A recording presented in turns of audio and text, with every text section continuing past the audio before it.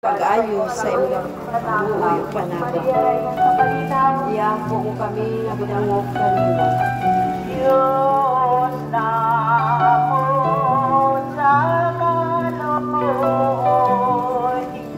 Ikaw ang among amahan, magbubuhat, manunubos, O Ginoo sa hatanan, Jesus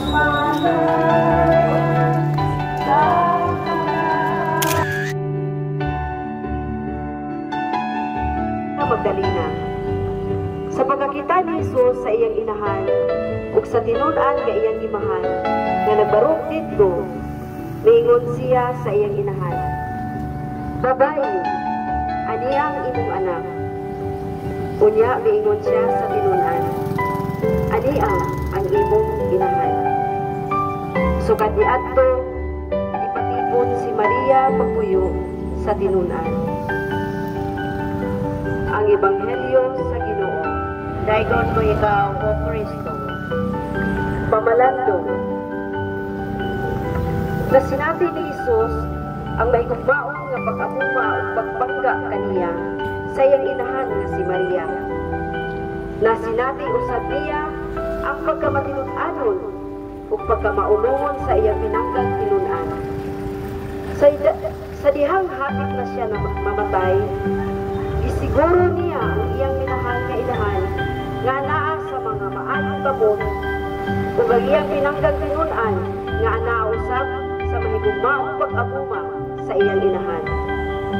Gawas pa sa Eucharistia nga buhing handumanan sa iyang lawas ug dugo, ang lain pang binilhong bahandi nga kabili ni Jesus ngadto sa iyang mga tinun-an, mao ang iyang mahal nga inahan, ang ulahang Birheng Maria. Kini maong panagtugyan adunay halawong nga kahulugan. Diin ang simbahan gisalig ni Jesus ngadto sa pagama sa iyang inahan. Ug tungod diini si Maria nahimong inahan sa simbahan.